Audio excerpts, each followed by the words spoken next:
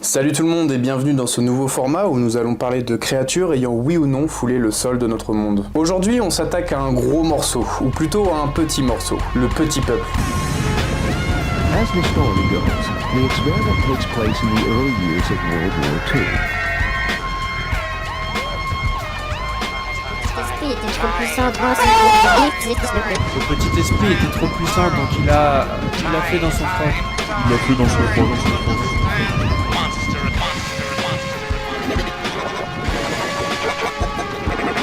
Je l'ai ressenti et je me suis réveillé. Elle était tordue.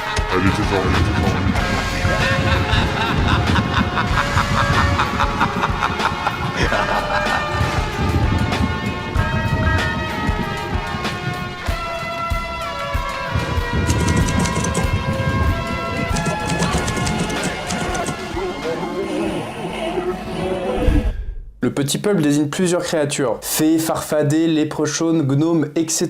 C'est le moment histoire un peu chiant, mais je vais vous donner du contexte pour éviter d'être perdu par la suite. Tout commence avant le christianisme. Les peuples celtes, germaniques et nordiques voyaient la nature comme habitée d'esprits. Chaque source, arbre ou rocher avait son gardien invisible. Ces esprits, protecteurs ou malicieux, étaient respectés et redoutés. On leur faisait des offrandes pour s'attirer leur faveur ou éviter leur colère. Et avec le temps, ces génies de la nature ont pris des formes plus anthropomorphes, comme les fées, issues des déesses et nymphes païennes. Ensuite vint le christianisme qui a diabolisé ces esprits, les assimilant à des démons ou à des âmes damnées, mais dans la culture populaire, ils ont continué à exister, sous une forme plus folklorique. Par exemple, les fées deviennent des êtres à la fois bénéfiques et dangereux. C'est à cette époque que les contes médiévaux fixent alors les premières figures littéraires du petit peuple. Si je vous dis la Dame du Lac, ça vous parle ? C'est le surnom de la fée Viviane. Non, Viviane, pas Liliane de Scène de Ménage. Mais vous n'êtes pas les seuls à vous tromper sur son prénom. Il existe énormément de doutes et de variations autour de son prénom. Elle est aussi appelée Nina, Nimu, Vivian, Viviana. Ces variations viennent du fait que les légendes arthuriennes ont été transmises oralement, puis réécrites dans différentes langues. Breton, gallois, français, anglais, et par différents auteurs. Kylian, voiture, Salahad. Vous êtes dyslexique ? Oui, Moi aussi.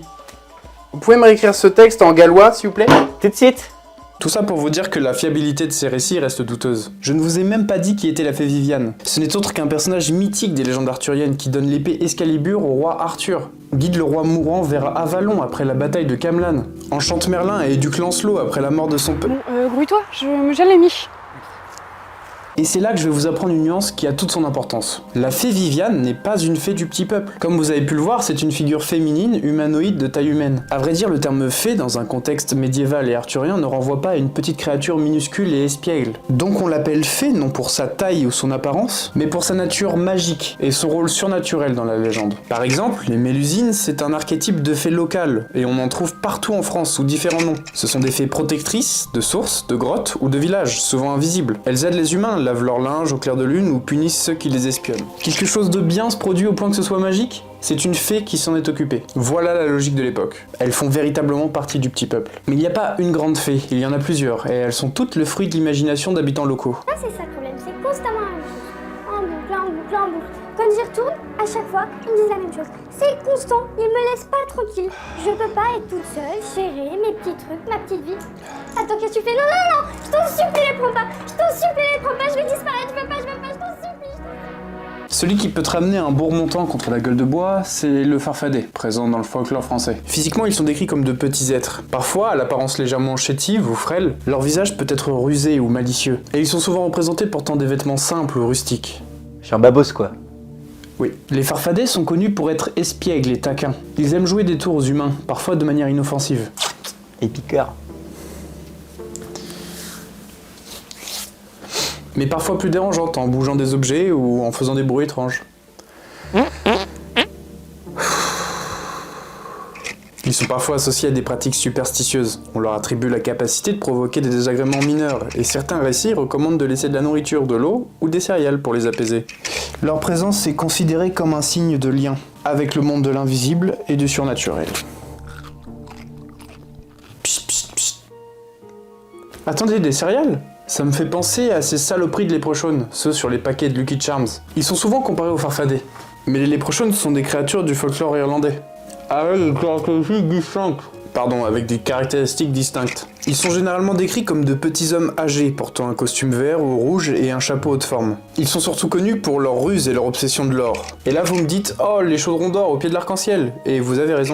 Dans les légendes irlandaises, les léprechauns sont des artisans principalement cordonniers. On raconte qu'ils fabriquent ou réparent des chaussures pour les autres créatures féeriques, et, en échange, gardent leur or bien caché dans ce fameux chaudron supposé être enterré au pied d'un arc-en-ciel. On les assimile aussi à la chance et au trèfle à 4 feuilles. Les léprechauns sont très malins, et ils aiment piéger ceux qui tentent de s'emparer de leur trésor. Je vais maintenant vous parler des membres du petit peuple les plus vicieux et les plus dangereux qui soient. Ils sont la raison pour laquelle cette vidéo existe, parce que j'en ai déjà vu. Les gnomes. Souvent associés à la nature, aux forêts, aux souterrains. Le mot gnome vient du grec ancien gnomé, connaissance, intelligence. C'est des conneries. Il a été popularisé au XVIe siècle par le médecin et alchimiste Paracelse. Il est décrivé comme étant invisible aux yeux des humains. Mais moi, je les vois. Dans la tradition ésotérique et alchimique, le gnome est une créature élémentaire reliée à la terre. On les imagine gardiens des trésors cachés, des cavernes et des racines profondes. Leur rôle symbolique est celui de la stabilité, de la connaissance cachée, de la persévérance. On continue. Le folklore populaire, notamment en Europe, a donné une image plus familière et domestiquée du gnome. Il est souvent décrit comme un petit être humanoïde, trapu, barbu, au visage ridé, portant un bonnet pointu rouge et des vêtements de couleur terre. Il mesure rarement plus de 30 cm.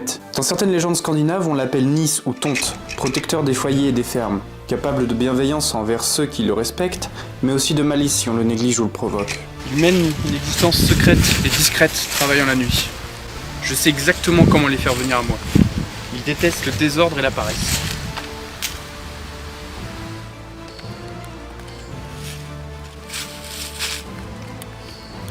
Ils apprécient les offrandes simples comme du pain ou du lait.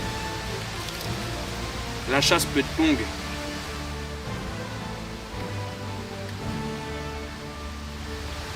Regardez-moi cette saloperie là-bas. Chut, chut, chut, chut.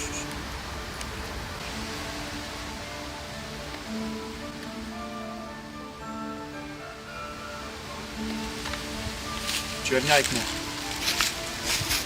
Je vais avancer, tu vas avancer aussi sur le flanc gauche, d'accord?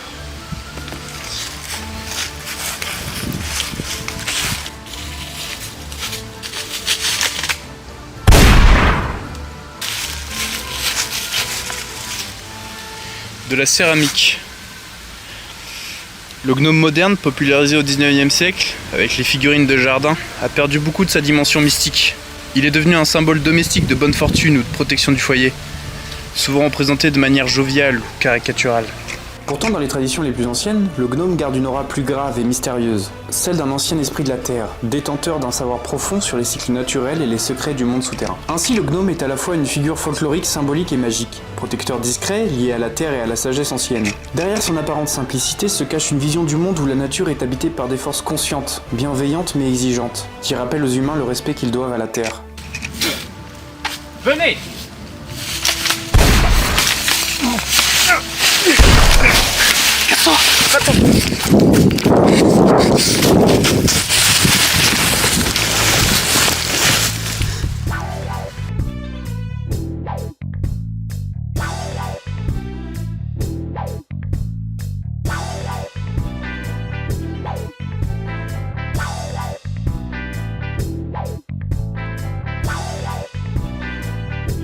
Au revoir, c'était génial, non?